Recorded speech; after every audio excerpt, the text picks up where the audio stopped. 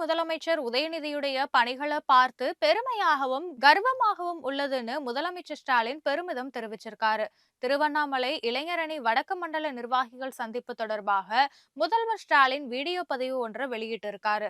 திமுக இளைஞரணியில இருக்கும் அனைவரையும் கொள்கை அளவுல வளர்த்தெடுக்க வேண்டும்னு பாசறை பக்கம் தொடங்கி சமீபத்துல சென்னை வள்ளுவர் கோட்டத்தில் நடந்த அறிவு திருவிழா வரைக்கும் ஏராளமான முன்னெடுப்புகளை துணை முதல்வர் உதயநிதி செய்து கொண்டிருப்பதா குறிப்பிட்டிருக்காரு.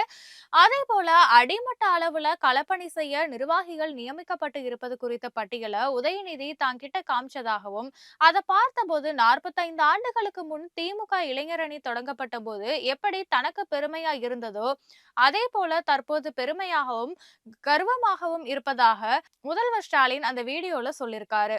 வடக்கு மண்டல நிர்வாகிகள் சந்திப்பிற்கான அழைப்புதலை உதயநிதி தாங்கிட்ட கொடுத்து வார்டு கிராம அளவுல அறிவு திருவிழா நடத்த இருப்பதா சொன்னது மிக்க மகிழ்ச்சியா இருந்ததுன்னு முதல்வர் ஸ்டாலின் கூறியிருக்காரு.